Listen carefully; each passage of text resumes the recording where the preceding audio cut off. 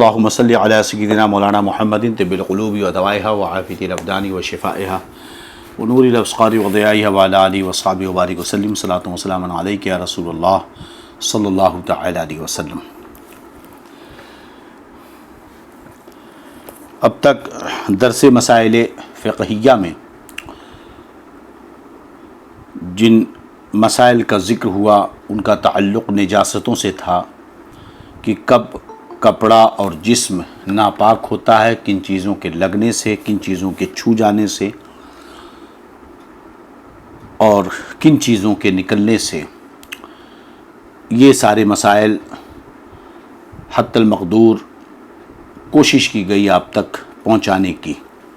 امید ہے کہ آپ حضرات نے اسے محفوظ کرنے اور یاد کرنے کی کوشش کی ہوگی۔ اللہ رب العزت ہم سب کو مسائل شرعیہ کو سیکھنے، سمجھنے اور اس پر عمل کی توفیق عطا فرمائے۔ آج کے درس میں اب ادھر انشاءاللہ ہم نجس چیزوں، ناپاک چیزوں کے پاک کرنے کا طریقہ جو ہے بیان کریں گے۔ یاد رہے کہ جو چیزیں ایسی ہیں کہ وہ خود نجس ہیں، ناپاک ہیں، جن کو ناپاکی اور نجاست کہتے ہیں، جیسے شراب یا غلیظ گندگی، پیشاب پیخانہ وغیرہ، ایسی چیزیں جب تک اپنی اصل کو چھوڑ کر کچھ اور نہ ہو جائیں پاک نہیں ہو سکتی ہیں۔ پیشاب پیخانہ، خون، شراب، ہے نا، یہ ساری چیزیں جب تک اپنی اصل پر ہیں، پیشاب پیخانہ، شراب، خون ہی ہیں، کوئی راستہ ہی نہیں ہے ان کو پاک کرنے کا۔ شراب جب تک شراب ہے نجس رہے گی، ہاں سرکہ ہو جائے تو اب پاک ہو جائے گا، کیونکہ اب وہ شراب نہیں، اس نے اپنی اصلی صورت بدل دی، اب وہ سرکہ بن گیا۔ جس برتن میں شراب تھی اور سرکہ ہو گئی، وہ برتن بھی اندر سے اتنا پاک ہو گیا جہاں تک اس وقت سرکہ ہے۔ اگر اوپر شراب کی چھینٹیں پڑی تھیں تو وہ شراب کے سرکہ ہونے سے پاک نہیں ہوں گی۔ مثلا ایک برتن ہے جس میں آدھا شراب تھی اور وہ آدھا برتن ایک جو ہے گھڑا ہے جسے آدھا گھڑا بھر کے شراب ہے اور اسے سرکہ بنا دیا، تو اب آدھا گھڑا بھی پاک اور وہ شراب سرکہ بن گئی، اس لیے اب وہ بھی پاک ہے۔ لیکن اب جو آدھا گھڑا جو اوپر کا ہے، اگر ان جگہوں پر شراب پہلے لگی تھی تو اب وہ ابھی تک پاک نہیں ہوئی ہے، وہ جگہ ناپاک ہے۔ یوں ہی اگر شراب مثلا منہ تک بھری تھی، پھر کچھ گر گئی کہ برتن تھوڑا خالی ہو گیا، اس کے بعد سرکہ ہوئی، تو یہ اوپر کا حصہ جو پہلے ناپاک ہو چکا تھا پاک نہ ہوگا۔ اگر سرکہ اس سے اڈیلا جائے، اب گرایا گیا اسی طرف سے، تو سرکہ بھی ناپاک ہو جائے گا۔ ہاں اگر کسی دوسرے برتن وغیرہ سے نکالا جائے تو پاک ہے۔ اور پیاز، لہسن شراب میں پڑ گئے تھے، سرکہ ہونے کے بعد پاک ہو جائیں گے۔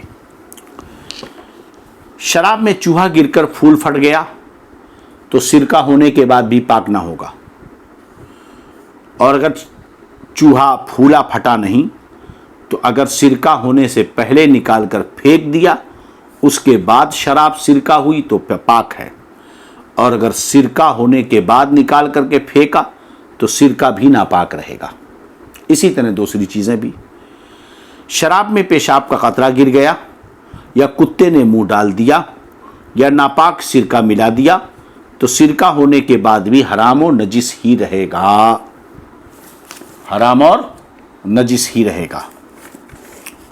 یاد رہے کہ شراب کو خریدنا یا منگانا یا اسے بچا کر رکھنا حرام ہے، اگرچہ سرکے کی نیت سے ہو۔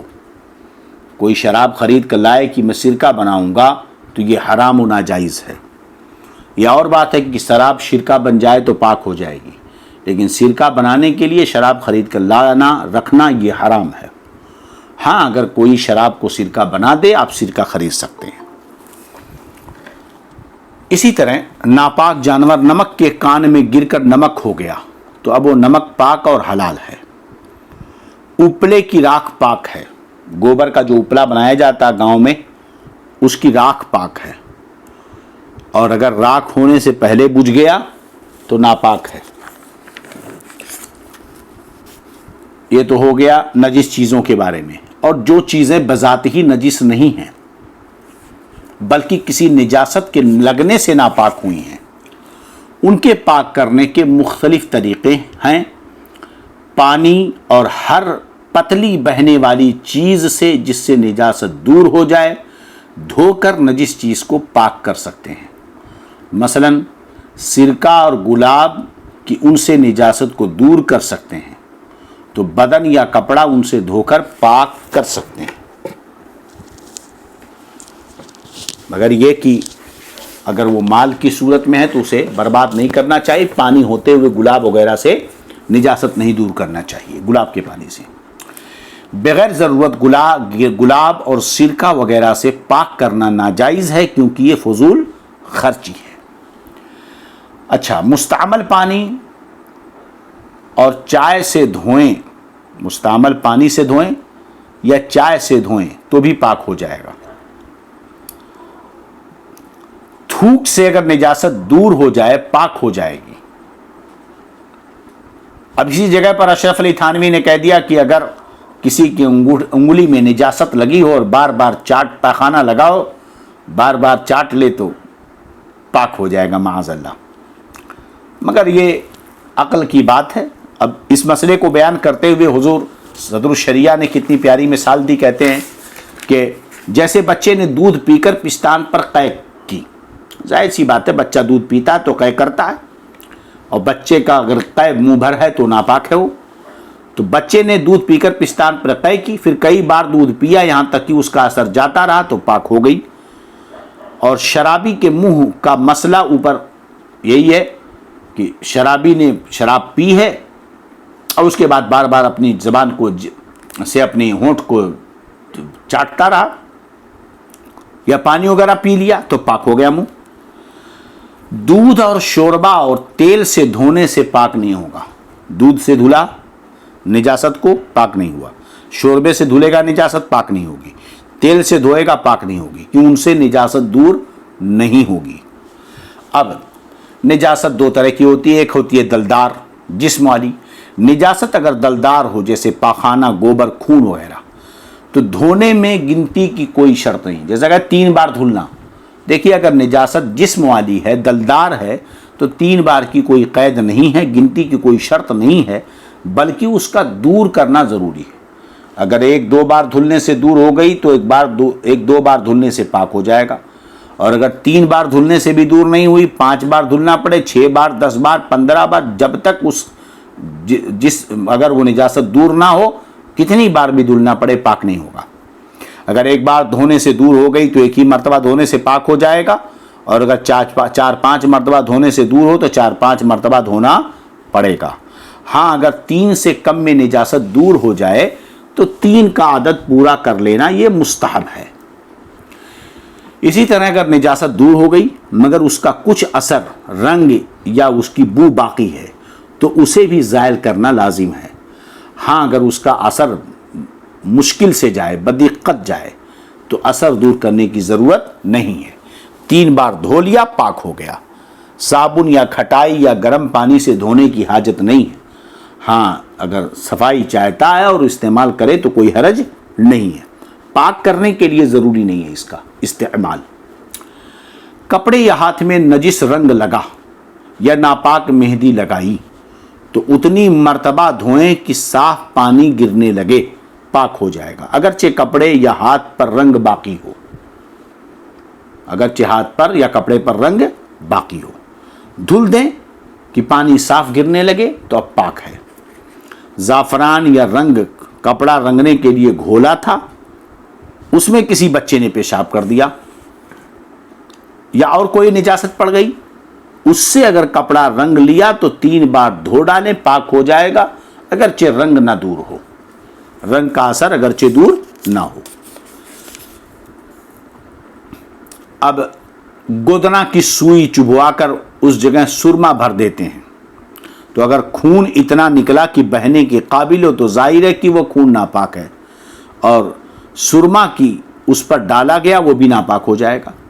फिर उस जगह को धो डालें तो पाक हो जाएगा, अगरचे नापाक सुरमे का रंग भी बाकी रहे।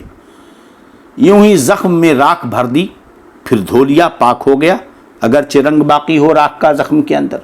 पहले तो जख्मों का इलाज ऐसे ही तो होता था। सरकार के चेहरे पर जंग उहद के मौके पर जो जख्म लगा था तो हज़रत फ़ातिमा रज़ियल्लाहु अन्हा ने उसका इलाज यूं ही किया था कि चटाई को जलाकर उसकी राख भरी थी। कपड़े या बदन में नापाक तेल लगा था, 3 मरतबा धो लेने से पाक हो जाएगा, अगरचे तेल की चिकनाई मौजूद हो। बेवजह तकल्लुफ़ करने की ज़रूरत नहीं कि साबुन या गर्म पानी से धोएं। लेकिन अगर मुर्दार की चर्बी लगी थी, है ना, तो जब तक उसकी चिकनाई ना जाए पाक नहीं होगा। इस सूरत में सब करना पड़ेगा। अच्छा, ये तो दलदार जिस्म में मसला होगा। अगर निजासत रकीक है, पतली है, तो 3 मरतबा धोने, 3 मरतबा बक़ुव्वत निचोड़ने से पाक होगा। याद रहे कि क़ुव्वत के साथ निचोड़ने का मतलब क्या है।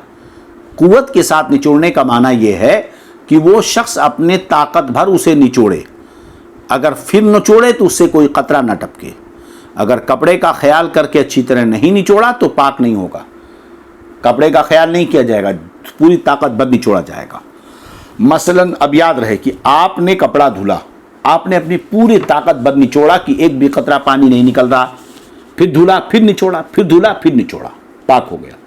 अब वही कपड़ा आपका बड़ा भाई निचोड़ रहा है तो आपने निचोड़ा, आपने धुलकर निचोड़ा खूब कि पानी नहीं निकले, लेकिन आपका भाई उसी को निचोड़ रहा है तो पानी निकल रहा है। आपके हक में पाक है, उसके हक में पाक नहीं है। अगर धोने वाले ने अच्छी तरह निचोड़ लिया, मगर अभी ऐसा है कि कोई दूसरा शख्स जो ताकत में उसे ज़्यादा निचोड़े तो 1 बूंद टपक सकती है, तो उसके हक में पाक है, और दूसरे के हक में क्या है, नापाक है। उस दूसरे की ताकत का एतबार नहीं। हाँ, अगर ये धोता तो उस पर उसी कदर निचोड़ता तो तब पाक होगा, और ये धोएगा तो अपनी ताकत भर निचोड़ेगा तब पाक होगा। पहली और दूसरी मरतबा निचोड़ने के बाद हाथ पाक कर लेना बेहतर है, और तीसरी बार निचोड़ने से कपड़ा भी पाक हो गया और हाथ भी। और जो कपड़े में इतनी तरी रह गई हो कि निचोड़ने से एक आध बूंद टपकेगा तो कपड़ा और हाथ दोनों नापाक हैं। ऐसे ही हाथ किसी दूसरे बर्तन में डालेगा तो बर्तन का पानी भी नापाक हो जाएगा।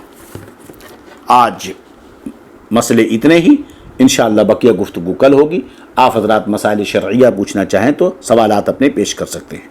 अस्तग़फिरुल्लाह अस्तग़फिरुल्लाह अस्तग़फिरुल्लाह रब्बी मिन कुल्लि ज़ंबि व अतूबु इलैह। अशहदु अल्ला इलाहा इल्लल्लाह व अशहदु अन्ना मुहम्मदन अब्दुहु व रसूलुहु। अस्सलामु अलैकुम व रहमतुल्लाहि व बरकातुहू।